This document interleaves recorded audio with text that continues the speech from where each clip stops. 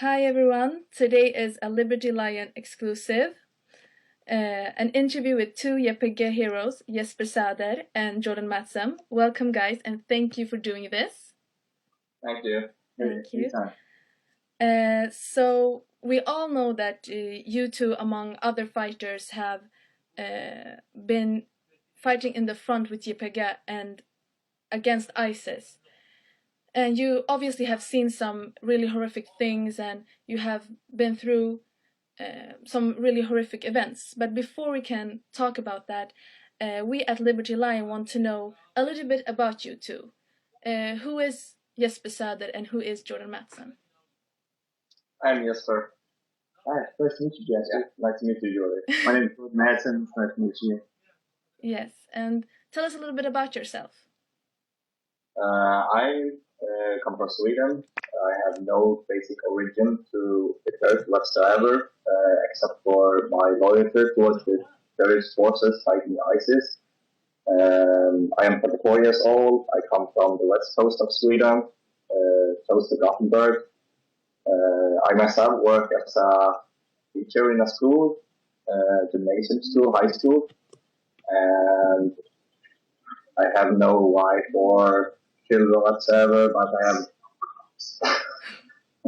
But anyway, I'm just a normal Swedish guy who wanted to do something against the ISIS because I saw what they were doing towards the people in Syria, Turkey, Iraq, and Kurdistan, and I couldn't accept that. So I just took a flight down there and starting to fight with the YPG. And this is where I met Jordan Matson before he went home. Unfortunately, I was left there alone with some other Western guys. It wasn't that long. It wasn't that long, but it was long enough. All right. But anyway, what I've done with the YPG and with the people I have met in Rojava is the best people I ever met in my whole life. I love the Kurdish people, the discipline, the respect, the loyalty, the love towards you as a stranger, to take you in, to be a family member without knowing my background or anything. They accepted me for the ones I were. So basically, I have families now in Rojava and in Pavle, Erbil. So I'm coming back. I'm just here for patient. How about you, Jordan? Who are you? Who are you? My name is Jordan Matson. I'm from Sturgeon, Wisconsin. I joined the YPG back in September.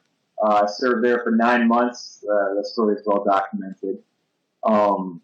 But same reasons as him. You know, the Kurds had stood by the United States for 10 years while we were in Iraq, while we made ourselves a power, and they helped us out at every turn. When ISIS grew and expanded, Obama said it was an Iraqi problem, and he left Iraq to its own, but even had an air force. So I felt it was kind of obligated somewhat to go, because you were there for us when we needed you. Now it's our turn to be there for you. So after the fall of Mosul, that pretty much climaxed it for me. I couldn't wait any longer. After what they did to the Assyrians in Syria and the Kurds, the Yazidis, and then what they did to the residents of Mosul while they were fleeing, I just had enough. So at that point, I saved up my money and made my way over.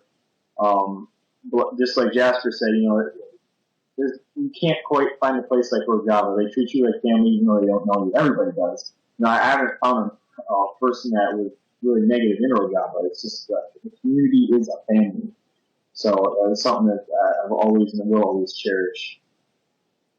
Okay, thank you. So was this the first time you heard about the Kurds, or did you have an interest in the Kurdish struggle before ISIS? From my own experience, I heard about the Kurds long, long ago, as you already said, when they were helping the U.S. Army in the Iraq to defeat Saddam and to keep the country stable afterwards, fight the rebels fighting the U.S. forces. I heard that there was a lot of help from the Kurds, and they always were these nice people towards the Americans. And when the ISIS came, there was videos about YPG and stuff flowing through the Facebook and mass media and Swedish news, like the forces who's actually fighting to defend our homes in Sweden, in Europe, in America, and everywhere around the world. The Kurdish people along with the Syrian army and the Iraq army, is defending our homes. Like, they're fighting for the people everywhere. And I wanted to join them to help them and show that they are not alone in this fight. They have stood up for us, as you already said. Now it's our turn to stand up for the people. So basically, now I know more about the Kurds, of course, because I've been with them, fighting with them, led with them, and I never regret going there, and I'm going definitely there again. Like, I love the Kurds, so I'm gonna fight with them. Like you said, as for Syrian Kurds, I didn't know there were Kurds in Syria until I found the YPG on Facebook, or YPG on Facebook. Before that, it was just I knew about the KRG and how they supported the United States military, but that's how I found out there were Kurds in Rojava itself. Okay. Can you tell us about like the current situation now in Rojava and how it was to stand there and fight among the YPG? Well, right now, the current situation in Rojava is, as it's in the news lately, we've taken Hasake and we've encircled the city. It's going to take a few weeks, most likely, to completely finish that off and secure the area. Then it's going to be securing the other Kurdish regions, securing the dam to Raqqa. It's just south of Sarin. That's probably going to be an important objective eventually. And then hopefully getting our allies. The plan of the YPG right now is to take off the Kurdish regions and then let FSA drive south. We'll help them with when they need help, but we're maintaining our area in Rojava. We have a few other places we need to tie up. I don't want to go into that too much to give that away. But that's the current situation right now. The other things that are unfolding that are going on in the Middle East between the Iranian nuclear deal. So Assad's going to be getting a lot more money right now from Iran because part of the arms embargo was lifted. So now they can ship many more weapons to Assad. Between that and the American government signing for new bases in Turkey, they've worked out some deals with Turkey, but that also gives Turkey now leverage to push to get rid of the PKK or to get rid of Kurds or to harass Kurds in Bakur itself. So they've also been in the media quite a bit talking about possibly going in and invading Rojava and setting up what's called a buffer zone. Basically, they want to move the chance of there being any kind of Kurdish self-rule south of Turkey. So right now, Sultan Erdogan has been campaigning in Turkish parliament to make this happen. We'll see what the international community responds to. As so far, it's not looking good because America itself said it would not support a Kurdish entity in Syria itself. So the lack of support from the international community during this political situation is makes me kind of sad, to be honest. With the way Rojava is and the fact that they're pushing human rights in the entire region, they're the only secular society in the Middle East that's truly secular, that allows you to be a citizen regardless of your belief, religious, your ethnic background. These are all conditions in other countries where you'll be treated as a second-class citizen or punished for, or sometimes killed, i.e. Iran.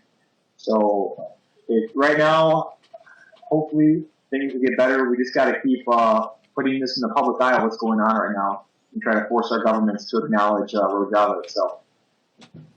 Basically, what is fine is actually what's going on now and what is going to happen in the future. And we need the media to do the propaganda for us, for what we have seen, what we know, to spread the gossip, what the Kurds actually is doing. Because what the Kurds do for the world, I think is like wonderful. I think it's lovely to like see what the Kurds are doing, and I think it's a shame to the US. Sorry, for being a US. It's a shame for the US to just tell the Kurds, "Oh, we're gonna be allies with you, but we're not gonna for now, but we're not gonna support you to have your own independent country."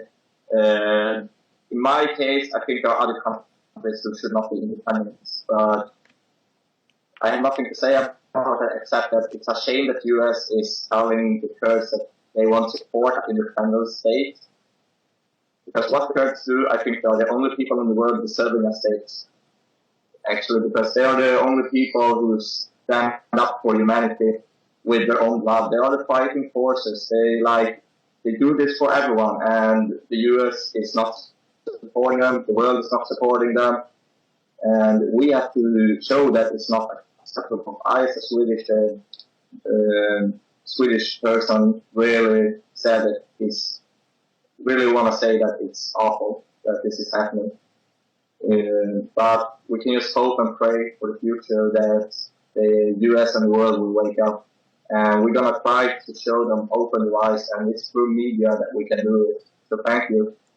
Yeah, to everybody that's watching this video, it's up to people like you to spread this word, because we may have been there, we may see what's going on and pay attention because it's part of our lives, and a lot of our friends have died here, so it means a lot to us. But for the average person that lives in the United States, Sweden, Germany, England, this isn't really like the mainstay of their lives like it has been us for part of the past year. So for you just to share this, for you to share what's going on and to know, to educate yourself about what is actually going on in this region, it helps us. It helps spread the message to the country. It helps push your local congressmen, your local members of parliament to accept what's actually going on over here and try to push for equality amongst all the different races over here. This is how it is. Thank you so much for that reply. And earlier you talked about how it was to how you got treated by the YPG. Is there anything specific you want to tell us about the YPG and your bond with your Kurdish brothers in arms?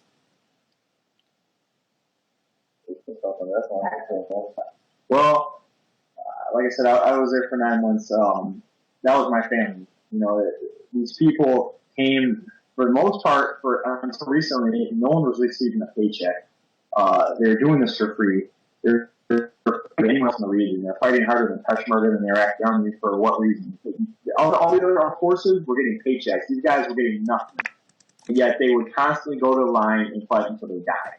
Because they were fighting for Rojava, a place where all ethnic groups can live united as free people, regardless of your race or religion, and regardless of your gender. This is something they had been educated on. This is something they wanted, and that's why they came to join. And they're fighting for those ideals, and that's really revolutionary in the Middle East. If you look at the geopolitical situation in the Middle East. But like I said, this was my family. They treated me like a brother. That's how it was. We could get a lot more help for YPG. We could get a lot more specialized trainers in advanced military tactics and for medevac. But we need the people that want to go over there and dedicate the time to set up the classes and get everything going, logistics of it all. So sometimes it's tough to do, but we need people that are going to dedicate the time and put the willpower into it. And as for I know you're talking about YPG. It's different in Syria itself or in Rojava itself with the YPG, because even in the United States Army, we don't have female infantry, or we don't really even consider the females infantry. But everyone in YPG is infantry. That's your first MOS, as it would say in the military. Mm-hmm. They fight side by side. Every single battle I have been in has been with women fighting with me. It hasn't just been men here and then women there. It's mixed units. Everyone fights. You either live together or you die together. This is how it always is.